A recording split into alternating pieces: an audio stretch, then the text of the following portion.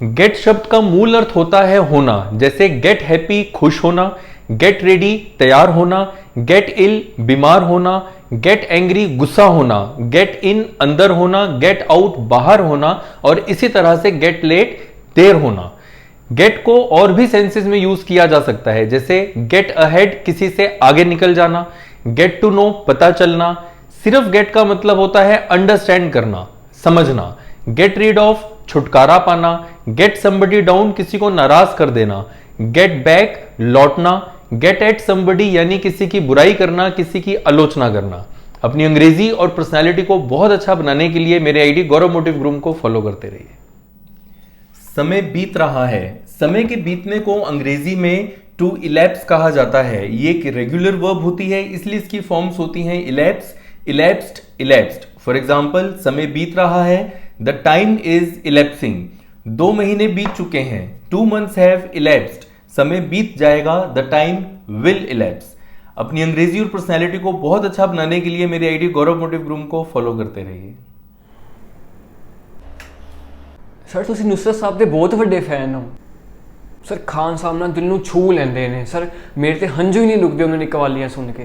नुसरत साहब spell binding singer थे और वो सबको स्पेल बाउंड कर दिया करते थे, इसलिए तो उनके जाने के इतने सालों बाद भी उनकी इतनी चाहत और इतनी दीवानगी है। सर एक ही ਹੁੰਦਾ स्पेल बाइंडिंग ते स्पेल बाउंड।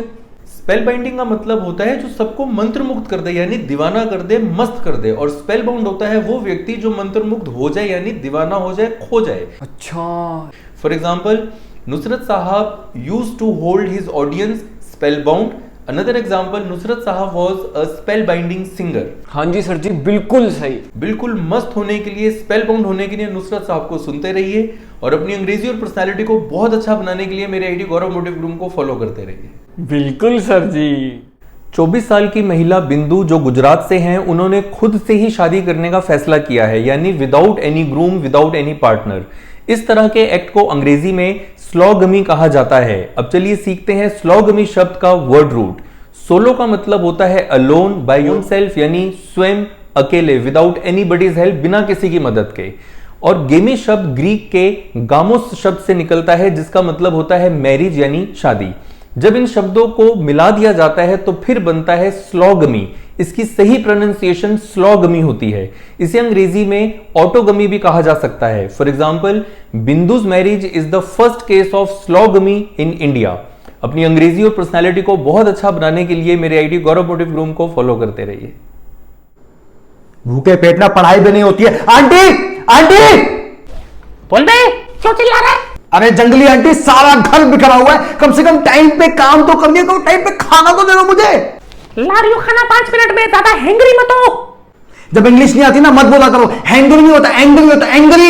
अरे एंग्री भी होता है और हैंगरी भी होता है। हैंगरी क्या होता है? बताती हूं। भूख को अंग्रेजी में हंगर कहा जाता है और गुस्से वाले व्यक्ति को एंग्री। इन दोनों शब्दों को मिलाकर एक और शब्द बनता है हैंग्री, जिसका मतलब होता है वो व्यक्ति जो भूख की वजह से गुस्से में हो। For example, you are hangry. Yes, you are right, I am hangry. अपनी अंग्रेजी को अच्छा बनाने के लिए गौरव मोटिव ग्रूम को फॉलो कर ले। मैं भी फॉलो करूंगा।